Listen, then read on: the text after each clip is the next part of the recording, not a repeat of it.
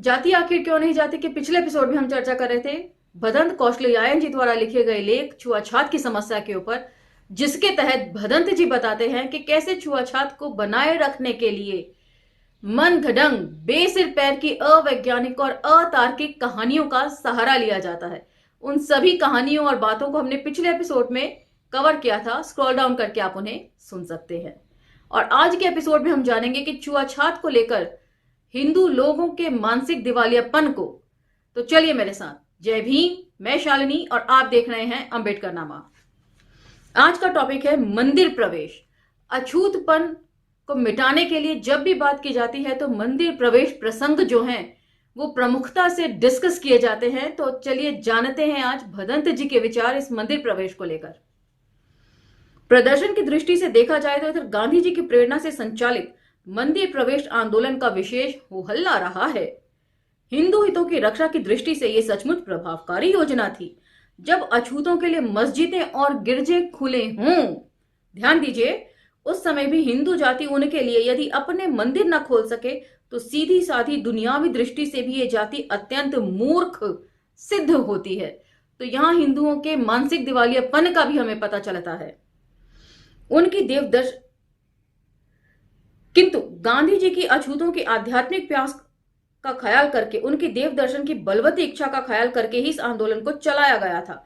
हमारा ख्याल है कि अछूतों की देव दर्शन की इच्छा उनकी अपनी इच्छा न होकर उनके सिर पर जबरदस्ती मढ़ा गया एक बाह्य आरोप मात्र था। खुले मैदानों, वृक्षों की जड़ों में जो टेढ़े मेढ़े पत्थर पड़े हैं, जिन पर कहीं कहीं सिंदूर का छींटा लगा है, अछूतों के लिए वैसे देवताओं की कमी नहीं है और वे उनके लिए पर्याप्त से अधिक हैं। तो यहां पर बहुत अच्छी तरफ इशारा कर रहे हैं कि जिन्हें अछूत कहा जाता है या अस्पृश्य कहा जाता है, आजकल दलित कहा जाता है, वे शुरू से ही प्रकृति पूजक रहे हैं।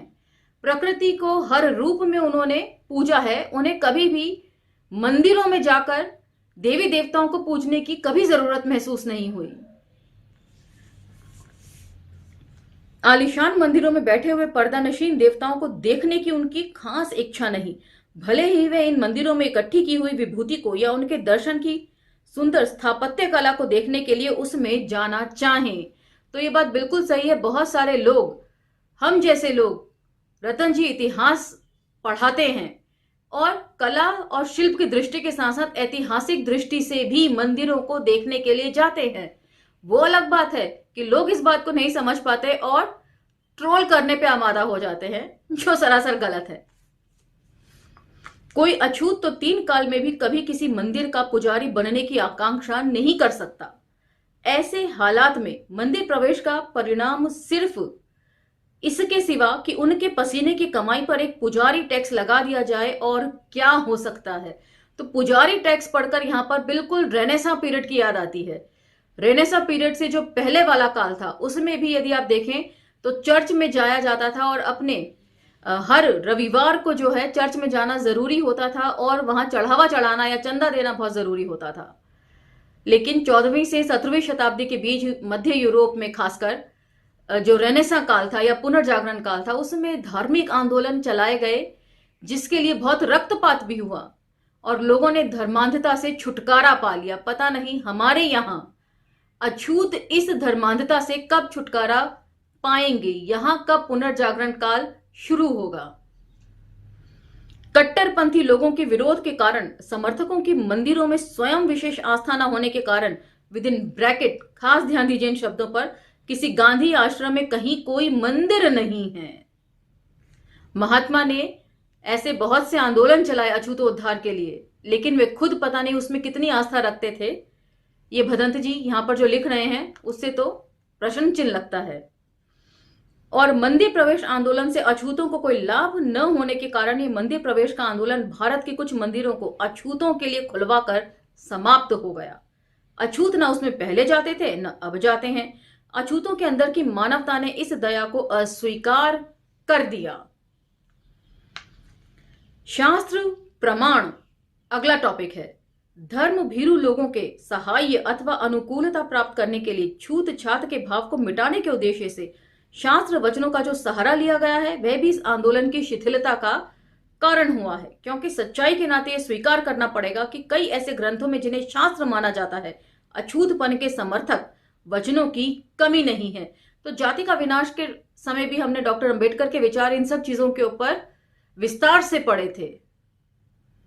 यदि हमें अछूतपन को मिटाना ही है तो ऐसे शास्त्रों के लिए अश्रद्धा पैदा करनी ही होगी। न फ्रांस की राज्य क्रांति को शास्त्र प्रमाणों की जरूरत थी, न रूस की। भारत की ही जन क्रांति को शास्त्र प्रमाणों की जरूरत क्यों होती है? एक वाजिब प्रश्न वे खड़ा कर रहे हैं भदंत जी कि यहीं पर शास्त्र सम्मत बातें क्यों माननी चाहिए, इस पर जोर दिया जाता है। और यहां पर मुझे याद आता है शास्त्रों के नाम से गुलामगिरी में नहीं, गुलामगिरी में नहीं, देश हरियाणा पत्रिका में जब हमने महात्मा फूले की राइटिंग्स को पढ़ा था तो उन्होंने अरेबियन नाइट्स के तरह ही ब्राह्मणों द्वारा लिखे गए शास्त्रों और पुराणों को बहमनियन नाइट्स के नाम से संबोधित किया था।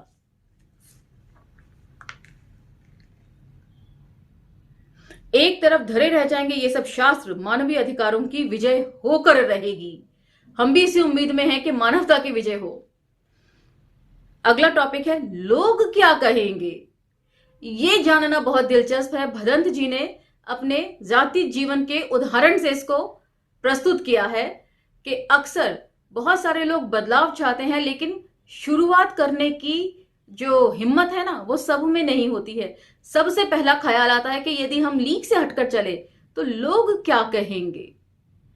सुनिए, छूत छात की कुप्रथा न मानने वालों की संख्या जितनी तेजी से बढ़ रही है उससे कहीं अधिक तेजी से बढ़नी चाहिए, लेकिन नहीं बढ़ रही। इसका कारण है लोगों को समाज का भय।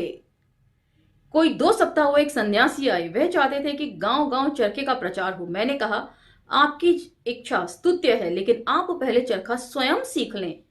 बड़ी किंतु परंतु के बाद वे इस बात पर तैयार हुए कि चरखा काटना सीखें।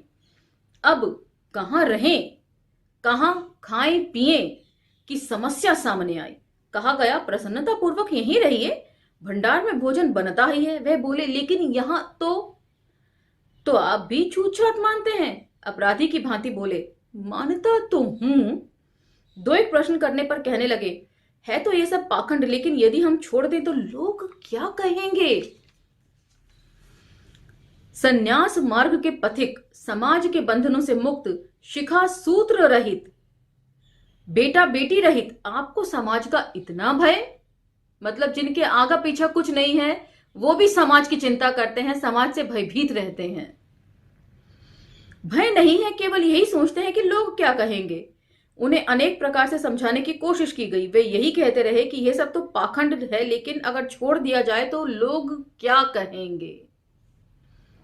कोई सचमुच छूत छात मानता हो तो बात समझ में आती है, लेकिन मानता तो हो उसे पाखंड और तब भी बनाए रखे समाज के भय से, तो सन्यासी की तो बात दूर रही, वह आदमी आदमी कहलाने का भी अधिकारी है, इस बात में भी संदेह है।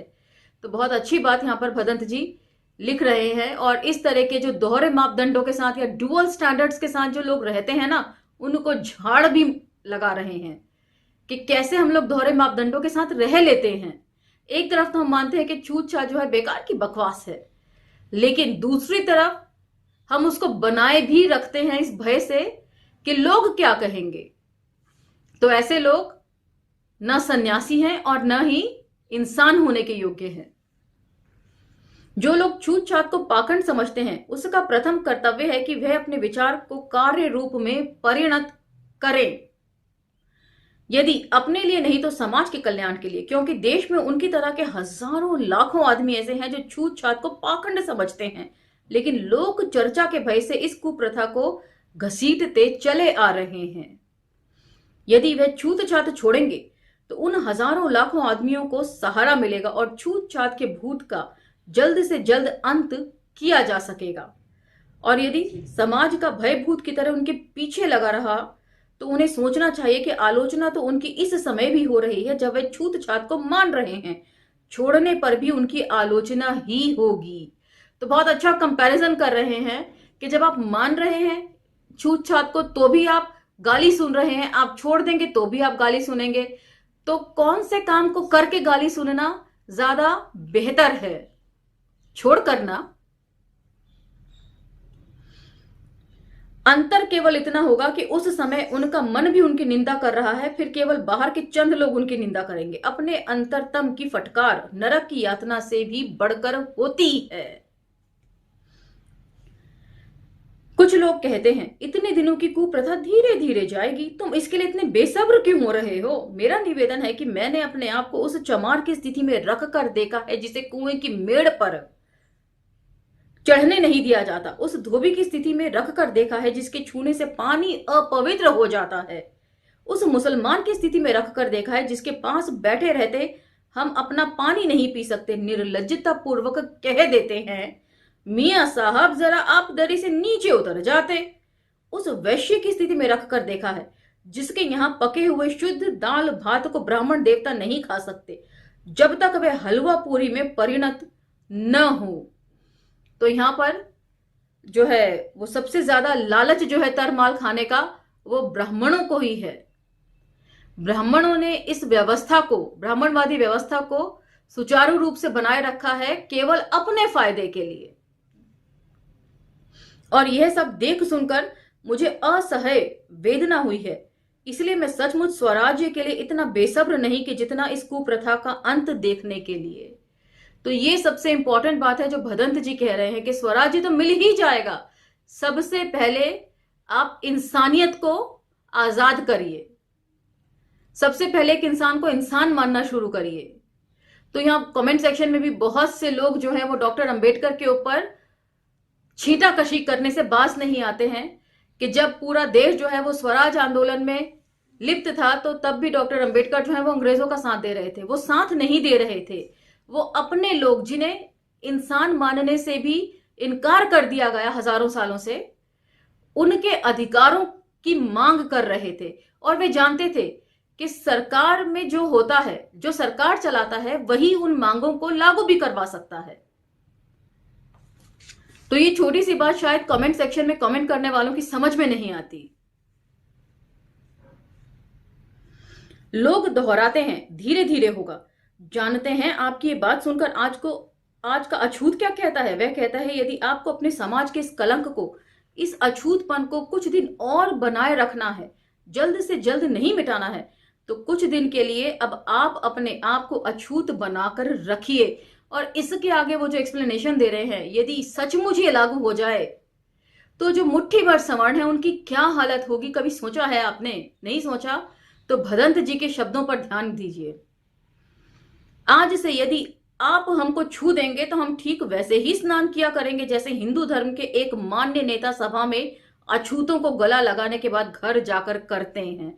और इस बात का जिक्र भगत सिंह के लेखों में भी है। आप हमारा घड़ा छू देंगे तो घड़ा छू दिया कहकर हम अपना घड़ा आपके सामने फोड़ डालेंगे। आप हमारी रोटी छू देंगे तो हम आपके सामने ही उसे कुत्ते को खिला देंगे। तब आप जरा सोचिए कि आपको कैसा लगेगा। जरा इस स्थिति में अपने आप को रखकर सोच कर देखिए। लेकिन हम ऐसा नहीं करेंगे।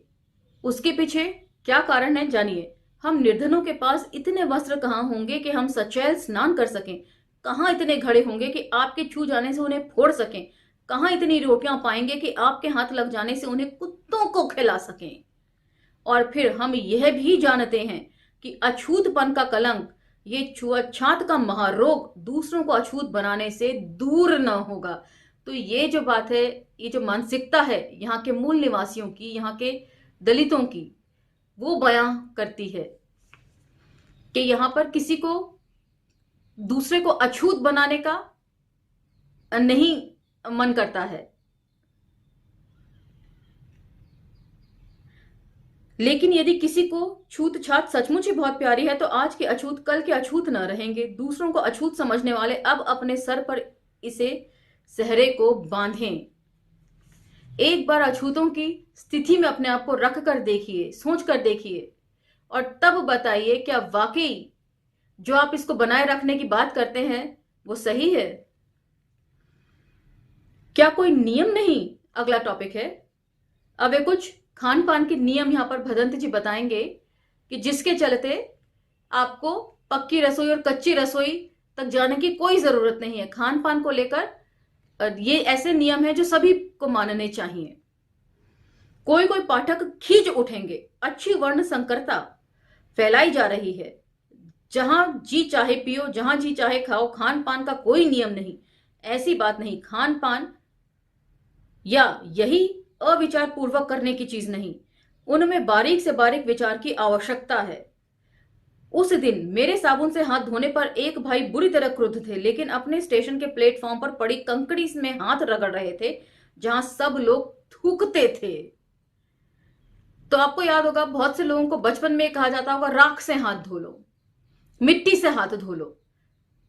तो जिस चीज में इतने कीटाणु पहले से ही मौजूद हैं, जहां पर लोग थूकते हैं, चप्पलें लेकर चलते हैं, और वो चप्पल भी किस किस जगह में जाती है, शौचालय तक जाती हैं चप्पलें। उन चप्पलों को लेकर जो मिट्टी में चलते हैं, राख जहां बिखरी पड़ी होती है वहां तक चलते हैं, तो उससे हाथ धोने से वो कैसे साफ हो जाएंगे। और भदंत जी ने साबुन से हाथ धो लिया तो वो गलत हो गया। अजीब सोच है वैसे। खान पान में जो लोग समझते हैं वे बहुत विचार से काम लेते हैं, उनका विचार अधिकांश में अविचार ही होता है। कैसे होता है अब सुनिए। जिन्होंने सचमुच विचार से काम लिया है, उन मनीषियों ने खान पान के संबंध में अनेक उपयोगी नियम सुझाए हैं। कुछ नियम यह हैं। पहला, मनुष्य मात्र को कुओं पर चढ़ने दीजिए, लेकिन न अपना मैला बर्तन कुएं में डालिए और न डालने दीजिए। कोई कोई डोल मांजने के नाम पर आसपास की छटाक भर मिट्टी रोज कुएं में डाल देते हैं। उन्हें डोल बाहर मांजकर धोकर कुएं में डालना चाहिए। छटाक भर मिट्टी रोज डालने की बजाय यदि वे 15 दिन में एक बार कुएं में पर मैंगनेट ऑफ पोटाश डाल दें तब क्या कहना। तो उपाय बता रहे हैं कि बर्तन मांजकर साफ कुएं में उसको क्यों आप डाल देते हैं, गंदे बर्तन को मांजने के लिए। पानी पहले बाहर निकालिए, बर्तन मांजिए ठीक से, और फिर उस मंजे हुए बर्तन को कुएं में डालना चाहिए कायदे से। दूसरा, कुओं पर स्नान करने वालों या कपड़े धोने वालों के शरीर व वस्त्र के छींटे कुएं में न जाने दीजिए। तीसरा, पानी में प्याऊ पर जात पूछकर पानी पिलाने की कुप्रथा बंद कीजिए। सब लोगों को एक ही लोटे से पानी पिलाया जाना चाहिए। यदि जूठे छींटों का डर हो तो बीच में केले का पत्ते लगा दिया जाना चाहिए, लेकिन क्षत्रिय ब्राह्मण आदि को सीधे लोटे से और कुछ अन्य जातियों को पत्तों से अछूत बना दी गई चमार आदि जातियों को सड़े हुए टीन की पुरानी नाली से पानी पिलाने की अपमानजनक प्रथा अब और न चलने दीजिए। चौथा, यदि आप हिंदू हैं तो मुसलमान के घर पानी पीने में संकोच न कीजिए, और यदि कोई मुसलमान भाई आपके घर आता है तो उसको आदर पूर्वक अपने गिलास में पानी दीजिए। किसी मुसलमान के घर दौड़े जाकर गिलास मांगकर न लाइए, और उसके पानी पी चुकने पर आग डालकर शुद्ध करना आदि न कीजिए। जितनी सफाई किसी ब्राह्मण के जूठे गिलास को शुद्ध करने में काफी है, उतनी ही किसी मुसलमान को भी। तो इस पॉइंट पर मैं खास तवज्जो देना चाहूंगी, क्योंकि कमेंट सेक्शन में शायद अनिल सिंघल जी नाम था उनका, जिन्होंने कमेंट किया था कि बहुत अच्छी बात है, यदि कोई किसी के हाथ का छुआ नहीं खाना चाहता तो ना खाए। बात वो नहीं थी, बात यही थी कि हिंदू इतनी छुआछात बरतते हैं कि किसी मुस्लिम को आश्रम में बुला तो लेते हैं न्योता देकर, लेकिन फिर उसको खाना खिलाने के लिए किसी मुसलमान के घर दौड़कर बर्तन लेकर आते हैं। अपने बर्तन में उन्हें खाना तक नहीं खिलाया जाता। तो ये बात जो है वो हिंदुओं के संदर्भ में कही जा रही थी कि हिंदू किस कदर मानसिक दिवालियापन के शिकार है, कि मुसलमानों को अपने बर्तनों में खाना खिलाने से भी उन्हें परहेज है। तो आप अनिल सिंघल जी गलत समझ बैठे थे पूरे डिस्कोर्स को। उम्मीद है अब आपका दिमाग खुल गया होगा। पांचवा पॉइंट, जिस समय पानी पीना हो गिलास और पानी की सफाई पर खास ध्यान दीजिए। भरसक घनी बुनावट के साफ कपड़े से पानी छान लीजिए। तेज प्यास लगी रहने पर भी अंधे होकर पानी न पीजिए। यदि देखिए कि आपको पानी देते समय किसी ने उसमें उंगली पानी में डाल रखी थी तो पानी से परहेज कीजिए। छठा, सफाई से बना भोजन किसी भी आदमी के हाथ का खा लीजिए। यदि आप शाकाहारी हैं तो मांस को मत छूइए, लेकिन यह दलील न दीजिए कि मुसलमान मांसाहारी हैं इसलिए हम उनके हाथ का न खाएंगे। मांस मछली खाने वाले सभी जातियों और धर्मों में विद्यमान हैं, तो कुतर्क नहीं देना चाहिए। सातवां, जहां तक बन पड़े बाजार की बनी पक्की रसोई से परहेज कीजिए। आजकल की पक्की रसोई जैसी चीजों, जिन चीजों से तैयार होती है, जैसे कि मैदा, जैसा घी, उसमें लगता है, उसे देखते ही आश्चर्य होता है कि खाने वाले खाते ही क्यों नहीं मर जाते। मतलब साफ सफाई का या हाइजीन बिल्कुल भी मेंटेन नहीं होती है उस इन सब चीजों को बनाने में। 7, जहां तक बड़े बाजार की बनी पक्की, सॉरी, 8वां पॉइंट, यदि आप रोटी खाते हैं तो भरसक घर की चक्की का पिसा ताजा आटा खाइए। मशीन के आटे की रोटी चाहे कितनी ही कुलीन ब्राह्मण की पकाई हुई हाथ की हो, वे पेट में गड़बड़ करेगी ही। 9, यदि चावल खाने का शौक हो तो हाथ का कुटा चावल खाइए। शरीर का पोषण अच्छा होगा और चावलों का खर्च कम होगा।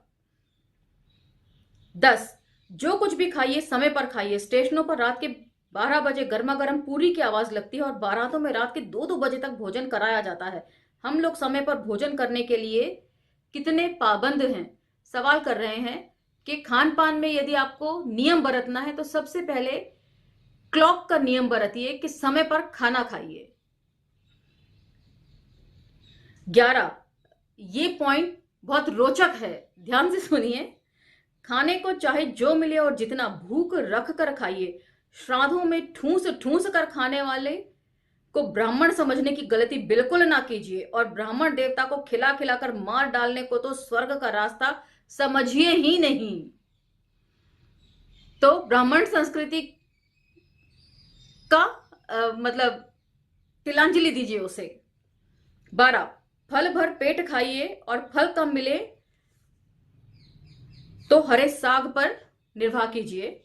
खान पान के संबंध में इतने नियम क्या कम हैं जो हम लोग उस पर भी छूत छात, चौका चूल्हा तथा कच्ची पक्की रसोई को लेकर और सैकड़ों की भर्ती कर ली गई है नियमों में।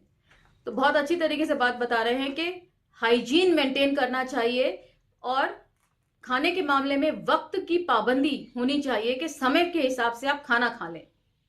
इतना ही बहुत है खान पान के नियम को बनाए रखने के लिए। उसमें कच्ची पक्की रसोई, छूत छात, इसके हाथ का खाना, उसके हाथ का खाना, ये सब नियम नहीं होने चाहिए। उम्मीद है आपको ये लेख पसंद आया होगा। यहां पर ये लेख खत्म होता है और अगले एपिसोड से हम डॉक्टर राम मनोहर लोहिया जी के विचार जानेंगे जाति व्यवस्था को लेकर। तो फिलहाल इतना ही, मिलते हैं अगले एपिसोड में। तब तक आज्ञा दीजिए, लेकिन अंबेडकर नामा को लाइक, शेयर, सब्सक्राइब करते रहिए और इन वीडियोस को स्प्रेड जरूर कीजिए ताकि लोग विचार मंथन कर सकें सही डायरेक्शन में इस बार। धन्यवाद।